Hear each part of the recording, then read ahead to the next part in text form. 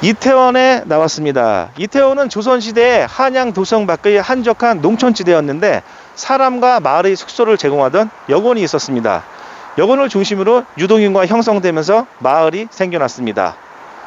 오늘날 여관의 터는 용산고등학교 일대입니다. 그리고 현재 이태원역 남쪽은 공동묘지가 있었습니다. 일제강점기가 되면서 새로운 택지 개발로 공동묘지는 사라지게 되고 현재 삼각지에서 이태원을 지나 장충동으로 이어지는 이태원로가 생기면서 도시화가 진행되었습니다. 그때 이태원 북쪽의 땅에는 일본 관료들이 들어오게 됩니다. 그것이 오늘날의 베버리힐즈로 불리는 부촌입니다. 해방과 한국전쟁 이후 일본이 사용하던 삼각지 용산 일대의 군사기지는 미군이 접수하면서 난민들과 피난민들이 이태원과 해방촌 일대에 자리 잡고 주택들이 들어서기 시작합니다. 오늘날 남아있는 골목 형태가 그때부터 형성된 것입니다. 그리고 미국인들이 들어오면서 이전에 볼 수 없었던 새로운 문화와 유흥시설이 생겨나면서 특수한 상권으로 자리 잡고 오늘날까지 이어져 오고 있습니다. 가보시겠습니다. 이 지점이 이태원과 한남동의 경계선입니다. 그래서 이태원으로 넘어가고 있습니다. 이태원은 행정구역상 나눠보면 이 이태원로를 따라서 남북으로 1, 2동으로 이렇게 되어 있습니다. 그리고 이태원은 서울시 최초의 관광특구로 지정된 곳입니다. 이 이태원 뒤를 이어서 명동과 동대문이 뒤따랐습니다. 전국에는 많은 외국인 공간들이 있는데 다양한 문화가 이렇게 집합되어 있는 곳은 서울에서는 이태원만한 곳이 없습니다. 이태원을 기간별로 그 상권을 나눠보면 미국인들이 들어와서 활성화되어 있다가 평택으로 이전을 하고 한동안 어려움에 처했습니다. 이후에 관광객들 증가로 활성화되다가 젠트리피케이션으로 또 상권이 어려워지는 와중에서 코로나가 터지면서 이 상권이 생긴 이후 가장 큰 위기를 맞이하고 있습니다. 이 앞에 건물하고 옆에 터가 있는데요. 이 앞에 건물이 드라마 작가 김수현 씨가 작년에 매도한 건물이에요. 그래서 평당 1억 6천에 매도했습니다. 8년 전에 보다 시세 차익을 89억 정도 얻었습니다. 그리고 옆에 있는 빈 땅이 있는데 저기도 예전에 건물이 있었어요. 그래서 저 건물은 평당 2억 900에 매도가 됐습니다. 그래서 이 두 건물의 필지를 부수고 새로운 건물이 올라갈 예정으로 되어 있습니다. 저 아래로 가보겠습니다. 이 앞에 있는 건물도 2019년에 평당 1억 9,200에 매각된 건물이에요. 그리고 이 건물 바로 뒤에는 주차장이 있었고요. 이 주차장 바로 뒤에는 2층짜리 건물이 있었습니다. 그래서 다 묶어가지고 건물이 올라간 거예요. 그러니까 2019년도에 매수를 하고 명대호 문제 때문에 기간을 거친 다음에 이렇게 건물이 들어섰습니다. 그래서 4층부터 7층까지는 무신사에서 패션 공유 오피스로 사용할 예정이고요. 1, 2, 3층은 지금 임대를 지금 놓고 있는데 아마 상가 업종으로 들어올 것으로 보여집니다. 근데 이 무신사가 행정구역상은 이태원에 있는데 왜 무신사 한남정이라고 할까요? 네. 아무튼 요 맞은편에 있는 건물도 그 전에 단층 건물이 있었는데 재건축해서 새로운 임차인을 저렇게 모집하고 있습니다. 네. 아무튼 지금 걸어온 일대를 보면 이 건물이 새롭게 들어서면서 뭔가 변화를 하고 있습니다. 이 이태원을 따라서 건너편 저 이면 쪽으로 가보겠습니다.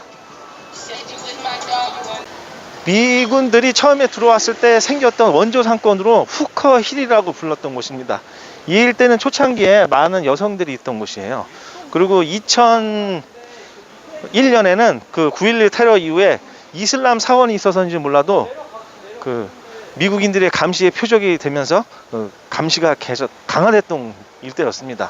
예, 아무튼 그리고 어느 순간부터인가 이제 트랜스젠더 클럽 바들이 생기면서 저 언덕 위에 올라가면 아직도 그런 느낌이 남아 있는데 저 언덕 지금 맞은편 그러니까 대로변 이면 쪽 언덕 쪽에 건물 몇 개가 팔렸어요. 그래서 그 일대가 중급 이상의 어떤 개발을 지금 예정하고 있습니다.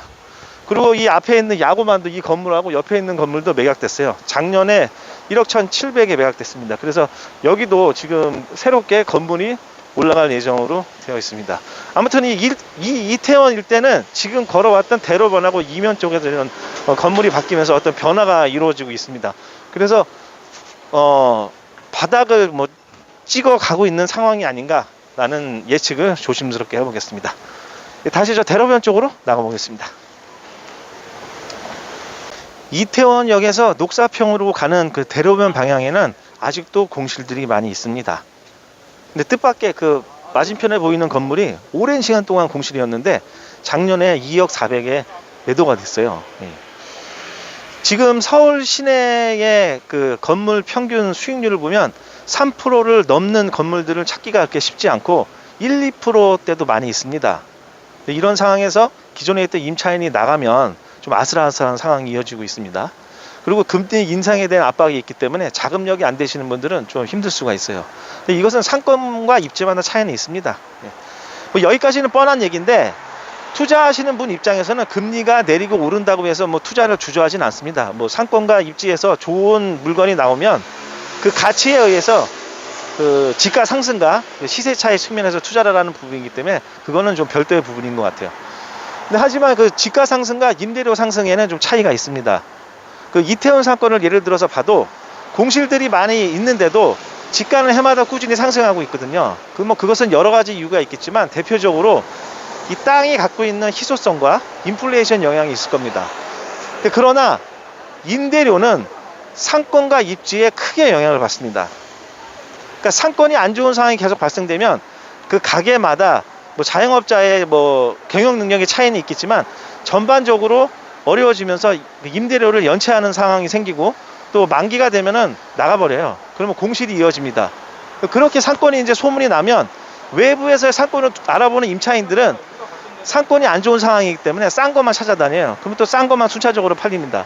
이런 상황이 되면 자금력이 있는 분들은 기존에 받던 임대료를 고수하면서 그냥 공실을 내두고 갈 수도 있고, 자금력이 안 되시는 분들이 이제 임대료를 조정하면서 월세를 좀 낮추겠죠. 그러면 순차적으로 싼 월세부터 이렇게 빠지겠죠.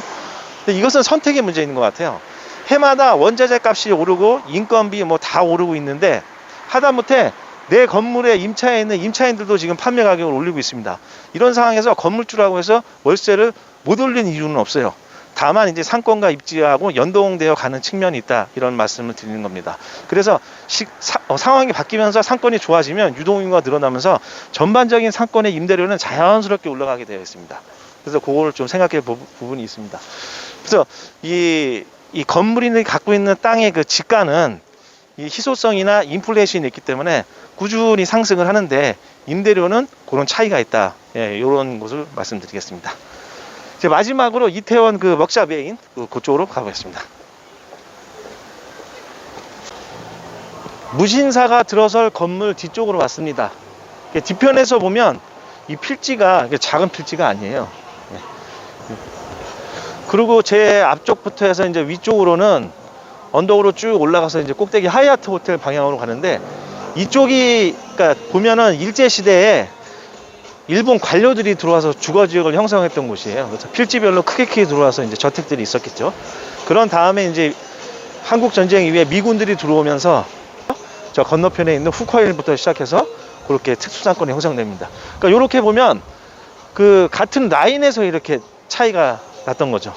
오늘날에는 이제 비버힐즈라고 불리는 대저택들이 있는 곳입니다. 요 이면으로 들어가 보겠습니다. 이 클럽 상권을 하면 서울시에서 대표적으로 이태원, 홍대, 강남 지역이 있는데, 홍대는 연령층이 좀 어리고 그다음에 강남하고 이태원은 연령층이 비슷하거나 좀 높은 측면이 있습니다. 그래서 이태원 사건의 이 유흥의 대표적인 업종을 보면 클럽과 그 라운지, 바, 그 다음에 펍, 이렇게 세 가지 형태가 다양하게 종류별로 있는 거예요.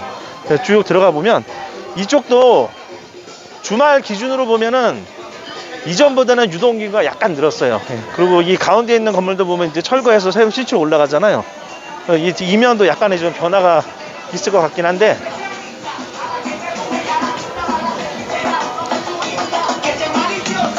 일단 지나가 보겠습니다.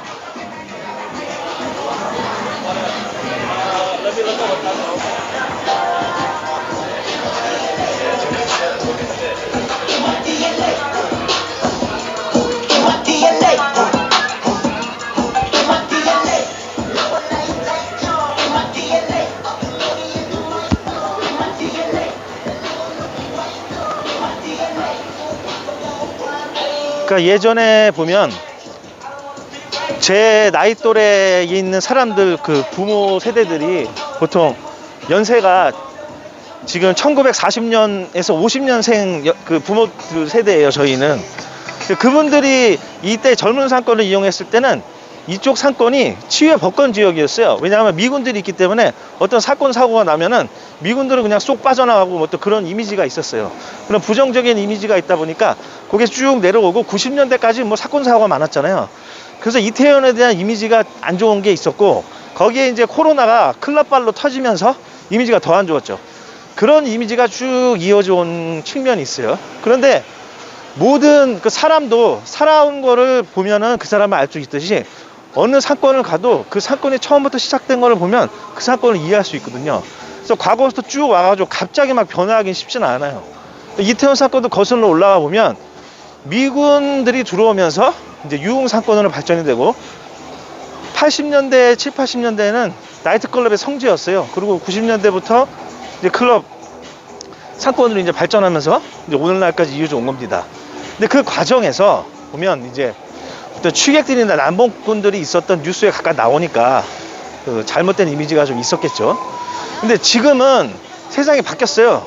미군들은 다 철수했고, 그리고 이 이태원 사건은 미군들은 철수했지만 그 외국인들이 그 이태원 주변으로 살고 있기 때문에 아직까지도 이렇게 안에 들어가 보면 외국인들도 간간히 있고, 또 곳곳에 이국적인 분위기의 업종들이 있겠습니다. 그러니까 서울시에서는 이태원에서만 볼 수 있는 그런 분위기가 있거든요.